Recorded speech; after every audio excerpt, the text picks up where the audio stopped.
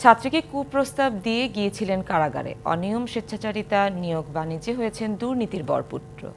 5 শিক্ষক সম্মাননী না পেলে টিউশন ফির টাকা আত্মসাৎ করেছেন একাই। স্থানীয় আওয়ামী লীগের সাথে আঁতাত করেই প্রভাবশালী হয়ে ওঠেন রংপুরের চম্পাতলী উচ্চ বিদ্যালয়ের প্রধান শিক্ষক আব্দুর রাজ্জাক। আব্দুর রাজ্জাক সরকার 1992 সালে সহকারী শিক্ষক হিসেবে যোগ দেন বদরগঞ্জের চম্পাতলী উচ্চ বিদ্যালয়ে। পরবর্তীতে এমপি ও আওয়ামী লীগের সাথে সখ্যতা গড়ে দায়িত্ব নেন প্রধান শিক্ষকের। এরপর থেকেই বেপরোয়া তিনি। 2011 সালে নারী কেলেঙ্কারির দায়ে প্রথমবার সাময়িক বরখাস্ত হন। বেশ কয়েকবার অভিযুক্ত হন একই দায়ে। গেল বছর এক শিক্ষার্থীকে হেনস্থার অভিযোগে জেলে যান তিনি। 40 দিন কারাভোগ করেও প্রভাব খাটিয়ে হন পুনর্বহাল।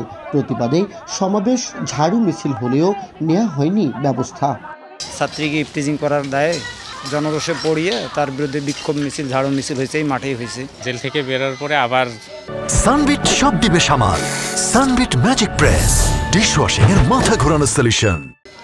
একটা কূট কৌশলের মাধ্যমে আবার উনি স্বপদে ফিরে আসেন। এছাড়াও রয়েছে নিয়োগ বাণিজ্য, দুর্নীতি, স্বেচ্ছাচারিতার অভিযোগ।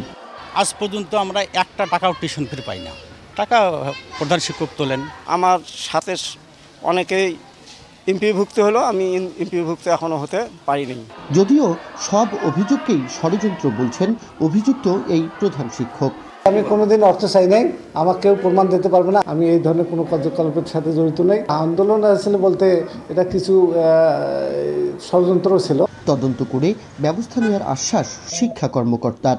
আমাদের যে উপজেলা মাধ্যমিক শিক্ষা অফিসার আছে এবং চলমান যে তদন্ত প্রক্রিয়া আমরা বিভিন্ন প্রতিষ্ঠানে করতেছি, সেগুলোর মধ্যে আসলে এটি আছে কিনা, না থাকলে আমরা এই বিষয়টা অবশ্যই আমি খতিয়ে দেব।